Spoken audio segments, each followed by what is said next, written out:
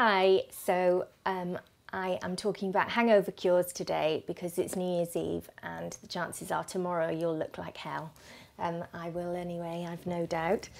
I've slightly mocked up the situation by not wearing eye makeup and stuff, but nothing would prepare you for how I will actually look, I'm sure.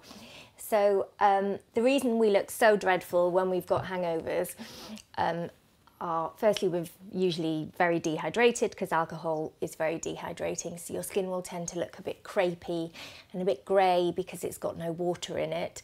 It can also sort of look a bit saggy because of the lack of water. The other reason is quite often when you're drunk you'll go to bed with your makeup on, or even if you're good enough to take your makeup off, you'll probably use a cleansing wipe and then not put a night cream on, so there's no sort of moisture going back into the skin. So by the time you wake up in the morning, in yesterday's makeup, completely devoid of water, you can look like hell. So I'm quite interested in this because, let's face it, we all do it. So I've been testing for the past few months products that can turn things around to a certain degree the morning after. So you can have your Alka-Seltzer or your Berocca and you can put on one of these products and hopefully that'll get you a little bit further to looking like a human being. Okay, so before I show you any of the products that I tried, the most important thing to do when you wake up and you're hungover and you look terrible is to cleanse your face. And as much as I know it's tempting to just leave your makeup on and not deal with the harsh reality of how bad you look and how traumatic getting in the shower might seem, cleansing is absolutely the best thing you can do to make your skin look better, and you'll be so grateful you did it afterwards. It makes you feel so much better. And all of these products work on clean skin, so it's essential that you cleanse first.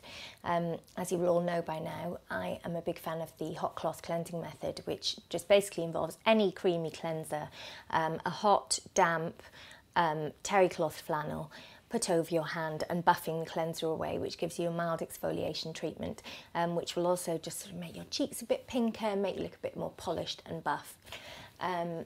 And that will improve your appearance no end. And then you can move on to an intensive treatment like the ones I tested for this column. So there are various different kinds, but for the most part these things are masks, or at least the ones I found that worked the best were masks. This one, for example, was genius. I tried this for the column. This is Sisley's Black Rose Cream Mask. So good. Eye-wateringly expensive, but really delivered on its promise of smoothing, plumping and brightening. And what you do is you put it over clean skin, you leave it for 10 to 15 minutes, and the idea is that at the end you wipe off the excess with a tissue or you rub the excess in. My skin was so dehydrated and kind of broken that I didn't have any excess. It just sunk right in and really plumped up my skin. It's fantastic. But there are lots of other masks. You don't have to spend that amount of money. The Dermalogica mask, which was less than half of the Sisley mask, was fantastic. Really brilliant product. Can't recommend it highly enough. Does the same sort of thing. It's like somebody's just kind of slapped you across the face, but in a good way. There are lots of masks like that that really kind of, that have multiple benefits, that sort of plump out the skin, make it look like it's plumped from within, and it's not so dehydrated, and also brighten the colour and have a mild lifting effect as well.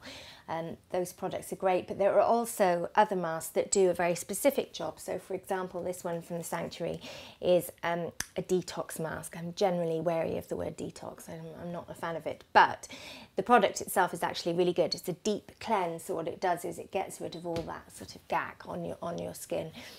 Sweat from dancing and cigarette smoke and leftover makeup and dirt and so on. It gets rid of all of that, so you've got this kind of shiny, clean, squeaky clean skin ready to accept serum and moisturiser and so on. Really good product that, especially if you have problem skin like spots and acne and things like that. The other type of product I found to be very good are the sort of instant facelift products. So Beauty Flash Balm is probably the most famous of all of these. It has legions and legions of fans. It's a balm, and it sits on the surface of the skin and it plumps everything up and gives a nice even tone to the skin.